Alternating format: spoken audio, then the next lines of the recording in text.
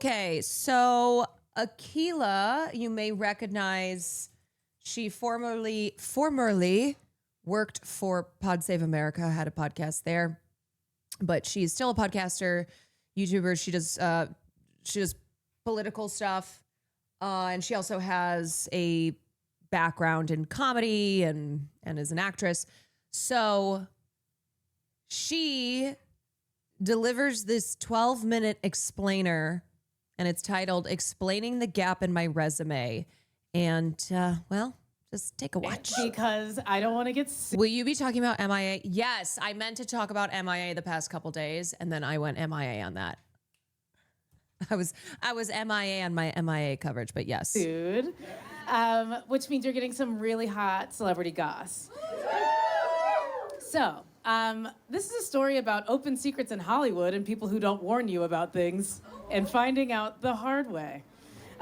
So before I even did podcasts, I did comedy in New York, and I got headhunted to move to LA, and I think that I always thought, you know, this is the job that will move me there, but like there'll be so much opportunity in Hollywood, which is now a dead industry. If you're thinking about it, think about something else.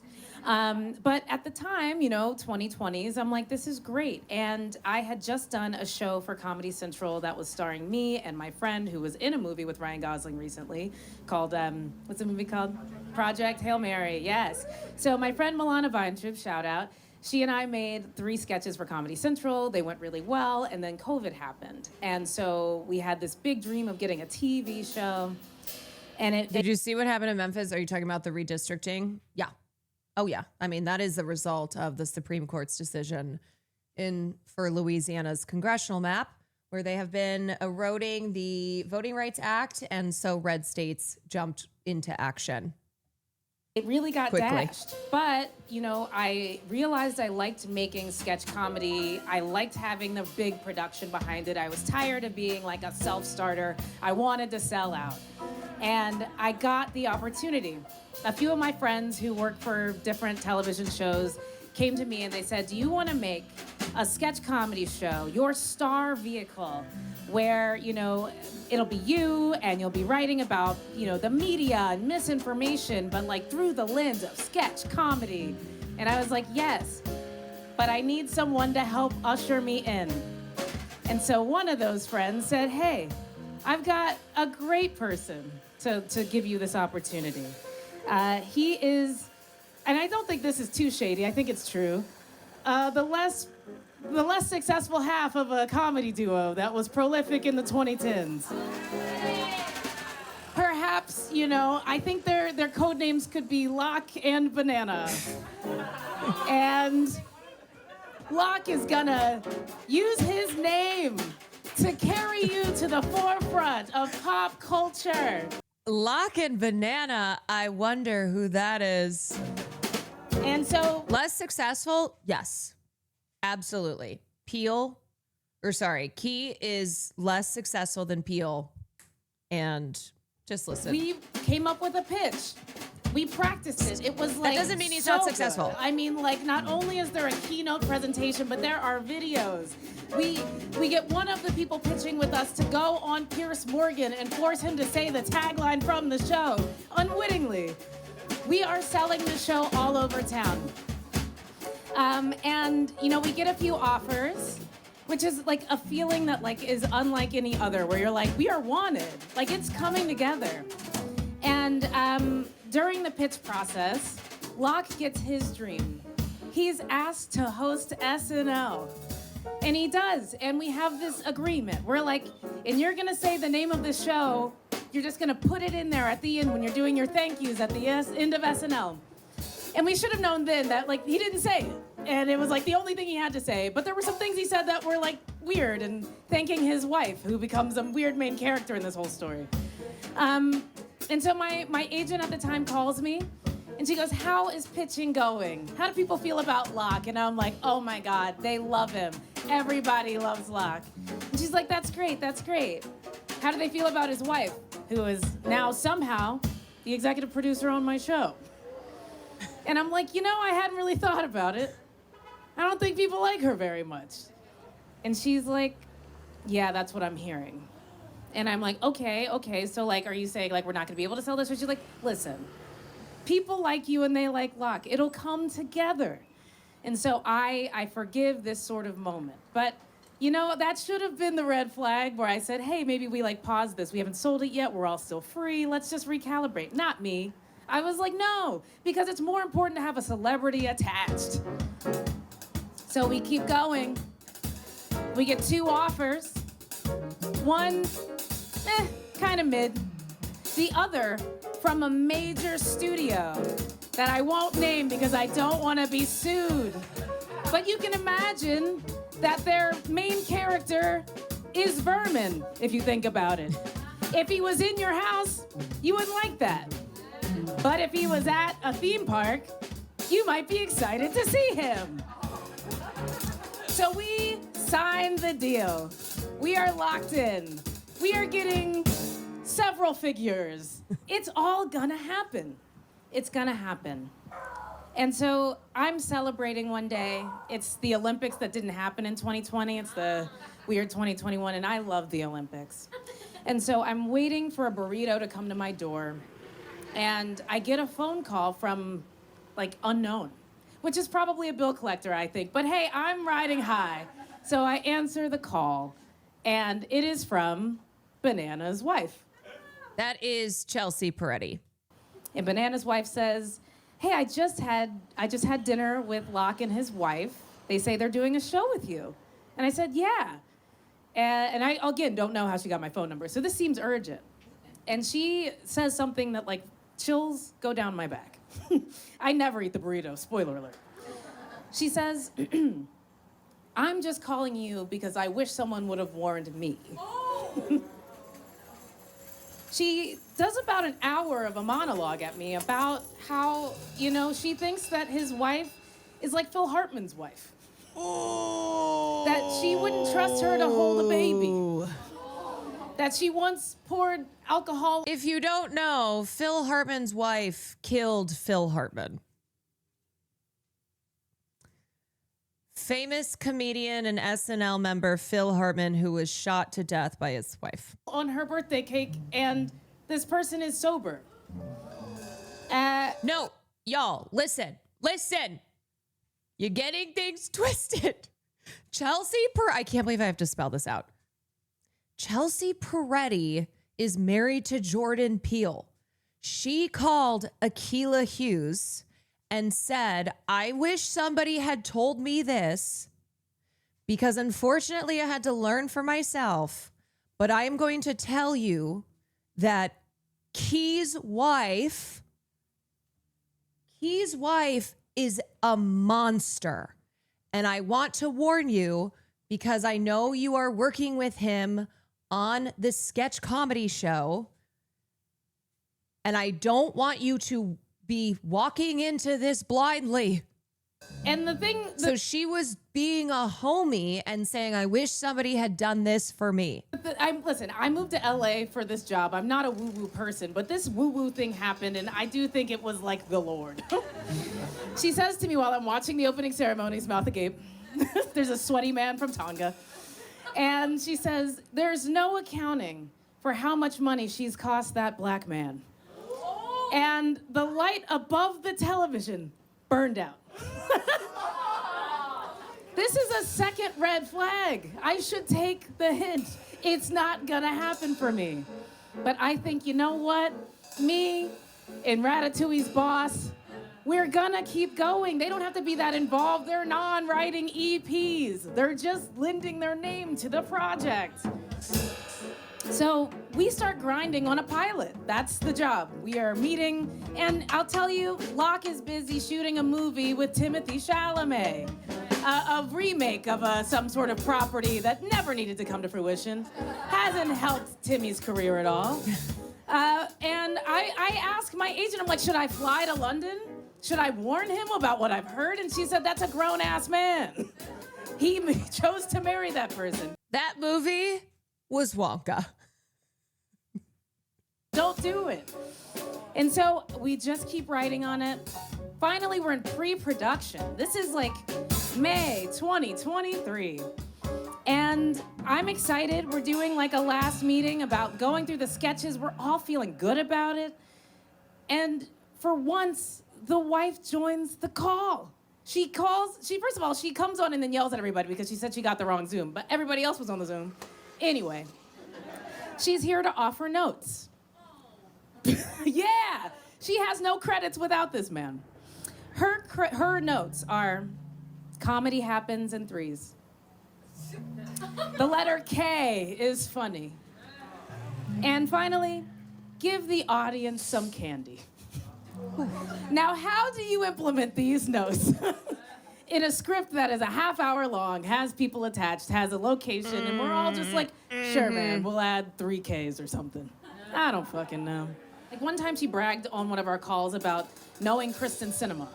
So I said, what that bitch have to say for herself? She did not like that. Well, she didn't like that nobody laughed or thought her ideas were good, so she threatens to sue the network. Now let me pause there because I brought a text. I brought something that was another red flag that I should have seen. This is from Dumois, an anonymous blind item that someone submitted. They said, since Locke was hosting SNL, I wanted to say, whenever I see him, I can only think of his wife. She has a bunch of food allergies. And she had an allergy attack about a eucalyptus plant by her table at Tribeca Grill. And then, in parentheses, on the celeb sighting list. Acting like she couldn't breathe. The plant was fake, and I showed it to her. She just said, oh, and acted totally normal after that. He was very nice about it and apologized after. He left a good tip. Bizarre, though. Is she the inspiration for the girlfriend in Get Out? Some people have come to that conclusion. She threatens to sue the company. She threatens to sue the vermin. And so for a month, we hear nothing. We're no longer in pre-production. We're waiting around. My dreams, the thing I quit my dream job for, thinking I was gonna be ushered into the pop culture memory of the United States of America, is on hold. And they get back to us after a month and they say, hey, we paid them off the project, but you have to write a whole new pilot. And I'm like, at this point, well, fuck. Like, these are all our best ideas. And also, like, they're like, one day you can perform that for the internet, but, like, we own the TV rights to that. So we do what writers do. We come back together and we write a banger script.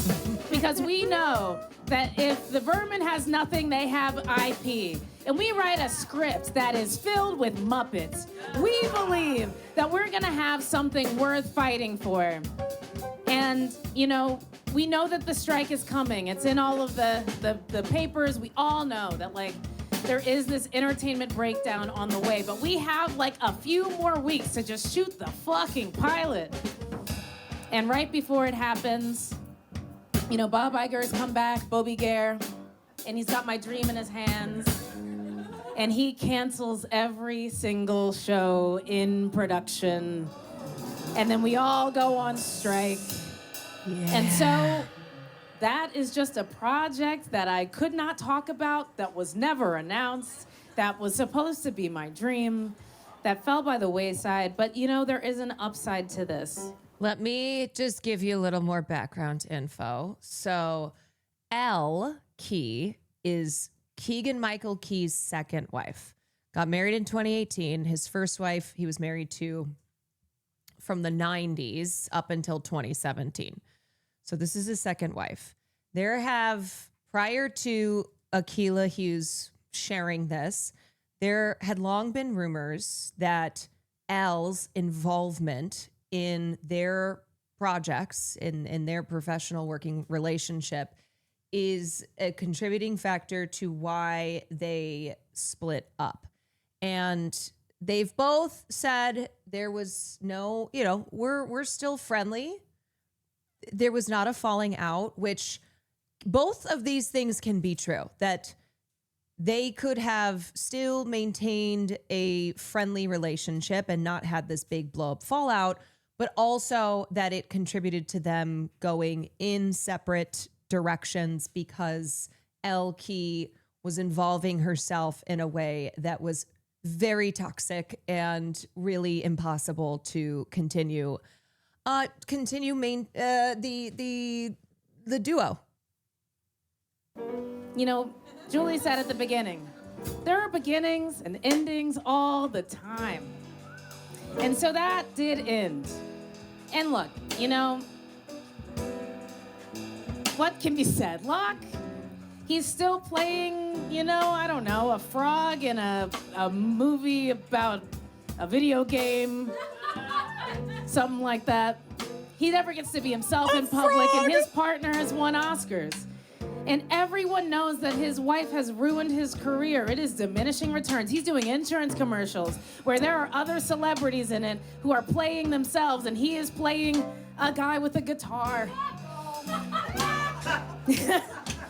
And that's the story of how close I came before Hollywood died. Also, y'all, again, please understand that less success does not mean no success. Jordan Peele, when you measure per critical acclaim and industry recognition and awards and overall cultural impact, Get Out is taught in Harvard. Get Out is one of the most successful films of all time. When you compare, not just in the horror genre, but of all time, and the impact that Get Out had culturally, had globally. And that is from the mind of Jordan Peele. He was the writer and director and producer on that film. Okay. And that's just one example here. So there is absolutely a difference in their careers when post them splitting up. Keegan books work still, but his career is not close to what Jordan Peele's is, okay? And I didn't even know Keegan was in Wonka until this bit. It's okay to have a different path. I'm going to scream. You guys, please, what are we doing? Oh my God. I'm going to freak out. Do you understand that what she is talking about is the fact that Keegan-Michael Key is married to a person who is a monster? This is the thing that's making me combust. Is a monster and has absolutely had a detrimental effect on his career and his professional relationships. The fact that Chelsea Peretti, who is married to Jordan Peele, called Akilah Hughes and said, this woman has sabotaged Keegan-Michael Key's career. He should have even more than what he has now, but she has burned so many bridges and has had a negative effect on his life and career. She is sabotaging his career. She did torpedo this project. Another example of a project that was torpedoed because she involved herself, made herself a producer when she had no initial, which she shouldn't be involved in this.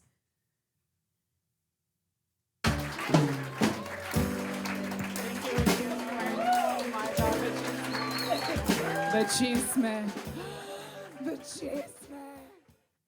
Yeah, so anyway, that is the explaining the gap in my resume that Akilah Hughes posted 10 days ago, and then it went viral. And then in the follow-up to that, there has been an attempt to dispute the reporting, but it's true. It is true. And this is definitely a thing that happens in the industry. It's something that happens where maybe you have a bad manager, maybe you have a bad partner, creative partner. Maybe it's somebody who is in your vicinity who is a detriment to your professional career. His wife is doing damage control. I mean, it seems to be the case. So this is his wife, Elle Key. And as I said, this is his second wife. So he was married for about 2 decades. And then got married to her in 2018. And it was not long after that that Key and Peele's professional relationship pretty much came to an end.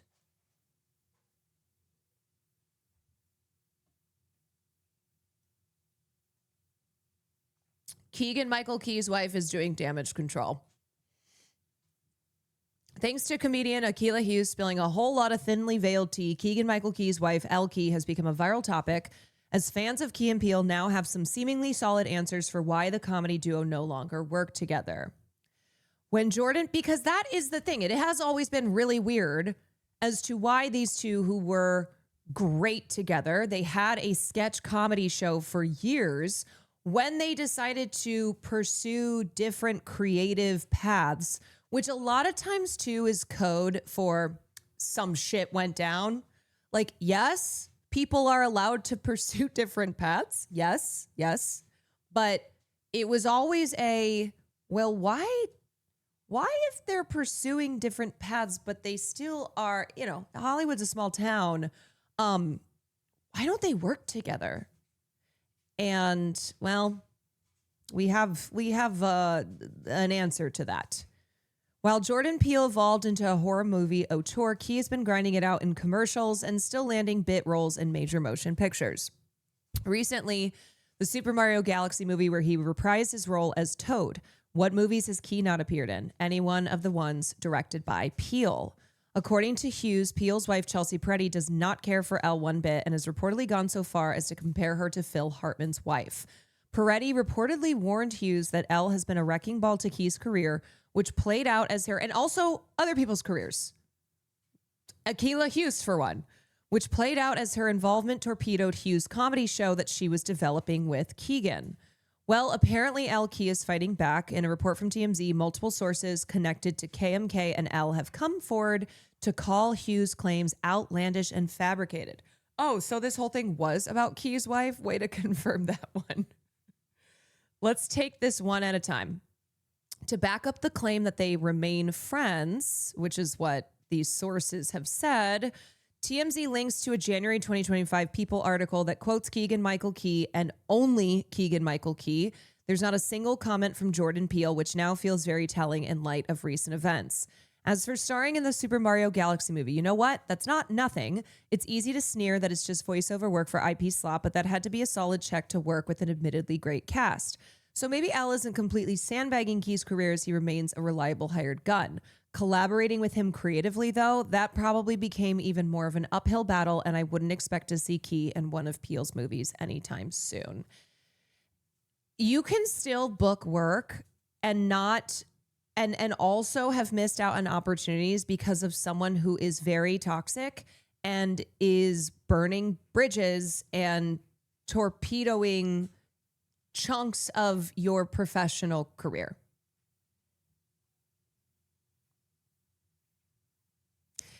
And it is sad.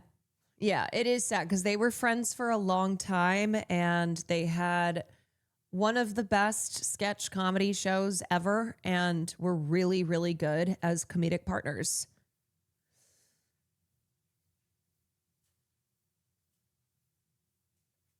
Yeah, she definitely inspired the girlfriend in Get Out. I can't confirm. Who is Elle that she can do this?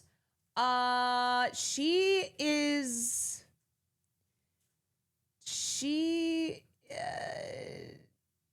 I honestly, I don't know because she's listed as online. It says she's a producer, but again, there have been instances where she just made herself a producer. But I guess she was already working in the industry and he met her. And then they got married.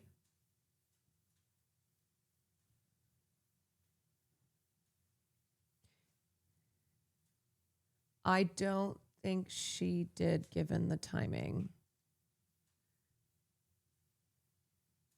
I'm confused. Get Out was before they got married. Well, I mean, his divorce was in 2017.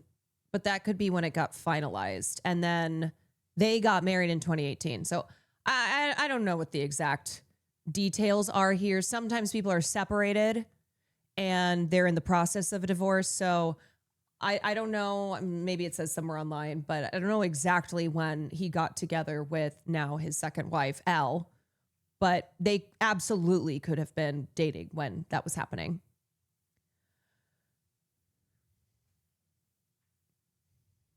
As you know, I'm Black. I can't help but get the controlling white woman vibes from this because I've been through a relationship like this.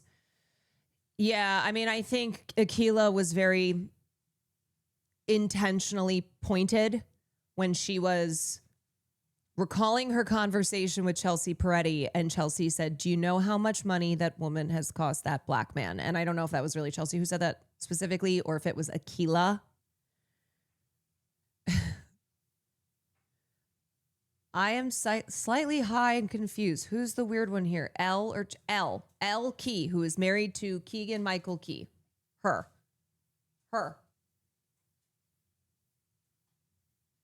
He separated from his wife in 2015. Okay.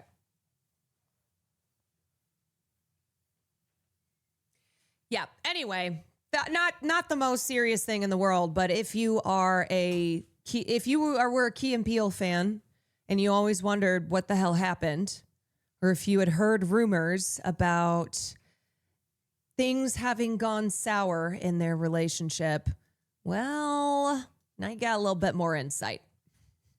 And I have wondered. What I will say is there's always something. There's always something, and Hollywood is a small town, so people know things.